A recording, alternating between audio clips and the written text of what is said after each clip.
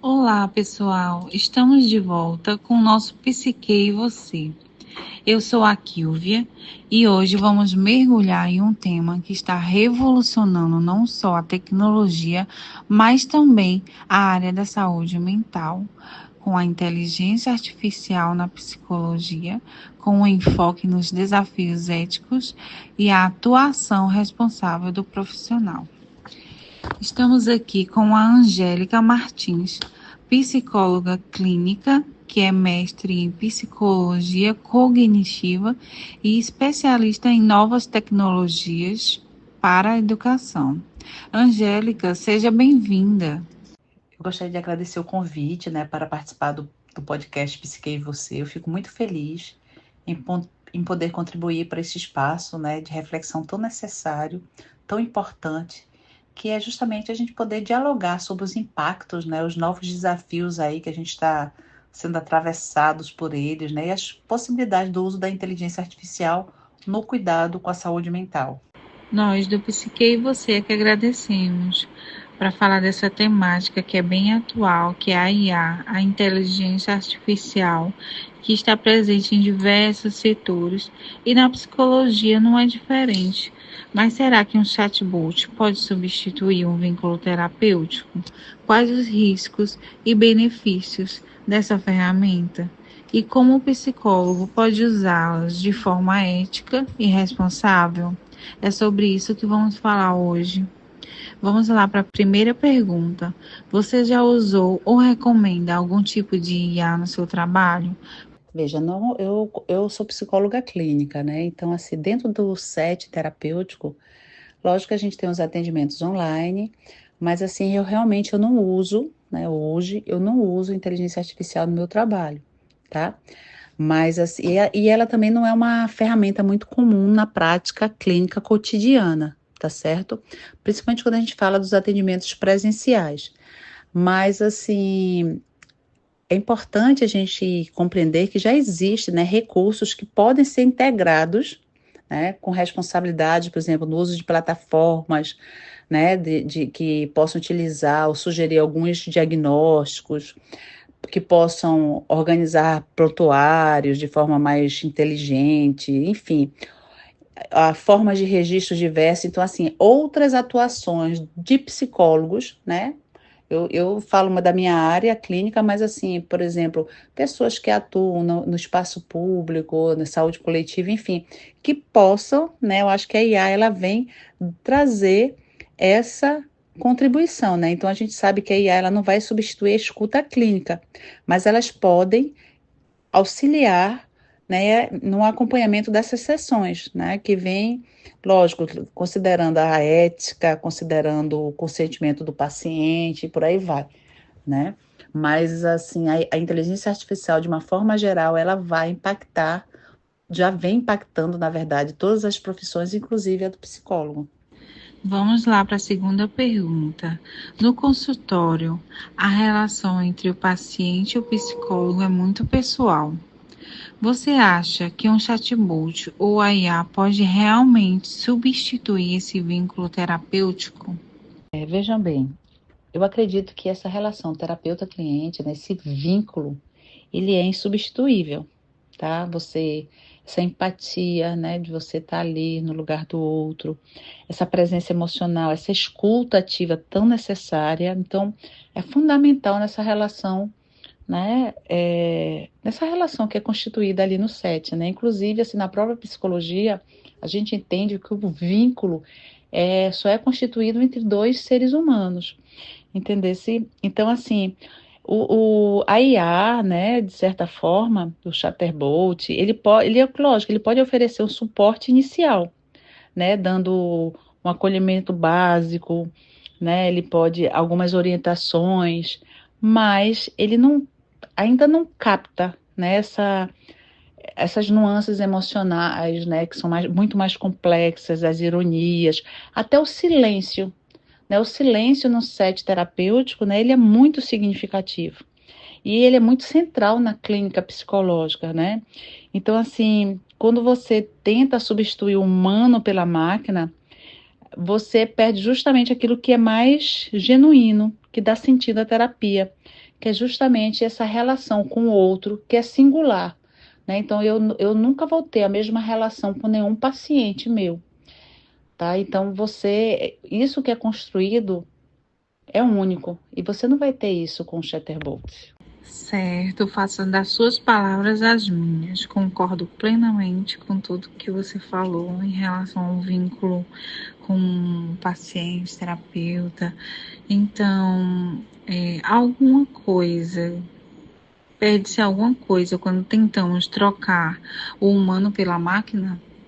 Veja, eu acredito, né, que, lógico, quando algo é novo, né, às vezes a pessoa fala, a inteligência artificial, né, o chatbot vai substituir o homem, né, realmente, muitas coisas, principalmente em atividades mecânicas, ele vem substituindo, né, mas, assim, a grande questão é como, né, ele pode ser utilizado como uma complementação do trabalho que já é realizado, né, ou então melhorar ainda mais um trabalho, um serviço que já é oferecido. Então, por exemplo, na triagem de pacientes, como é que ela pode ser utilizada, né? De você identificar alguns padrões nos prontuários, enfim, algumas situações, né? De lembretes, né? Então, algumas informações que podem ser fundamentais quando você vai tomar uma decisão na clínica.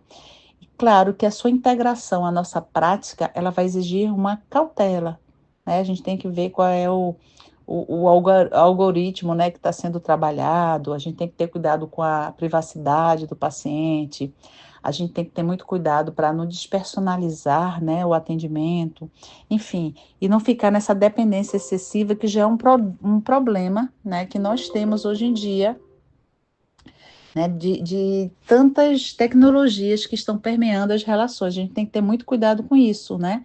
Além das implicações que envolve o sigilo, né? O paciente ele precisa ser informado, tem que dar o seu consentimento, a segurança dos dados, enfim.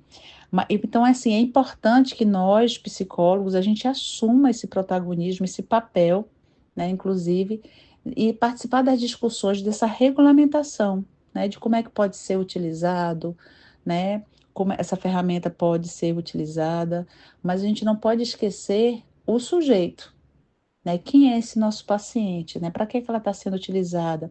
Como é que ela pode melhorar ali a eficiência de um tratamento, de um dado, né? De uma sugestão, de um possível diagnóstico, como pode também ser discutido a partir dessa sugestão que é dada. Enfim, eu acho que tem muita coisa ainda para acontecer, para se discutir, né? Então, todos nós, profissionais e aqueles que já estão caminhando também, né, para essa formação, enquanto psicólogos, é fundamental essa reflexão, né, da influência dessa ferramenta para a nossa atuação profissional, seja em qualquer área, educação, hospitalar, clínica, organizacional, o que for. Certo, vamos lá para a próxima pergunta.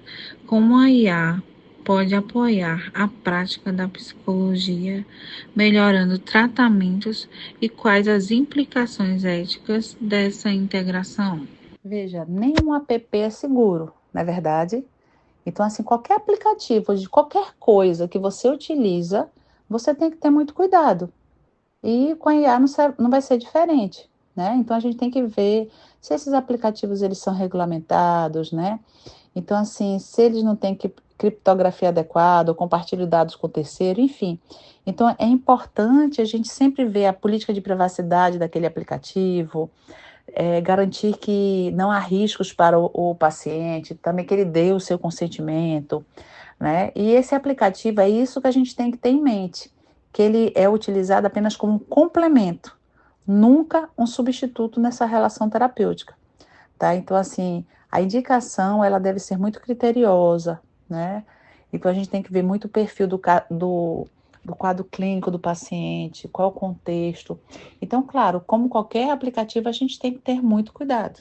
Certo, muitos apps de saúde mental coletam dados pessoais. Como psicóloga, você acha seguro usar essas ferramentas? Que cuidados os profissionais deveriam ter ao indicar apps com IA para pacientes?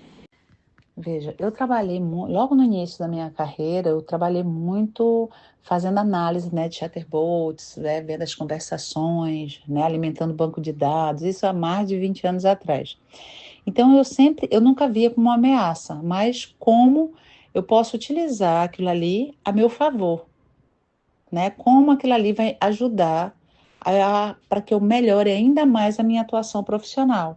Às vezes a gente perde tempo, né? Sei lá, em às vezes coisas burocráticas, que isso pode ser substituído e eu posso dedicar mais tempo, por exemplo, para escuta, né? Eu posso dar mais tempo para uma análise, né? Enfim.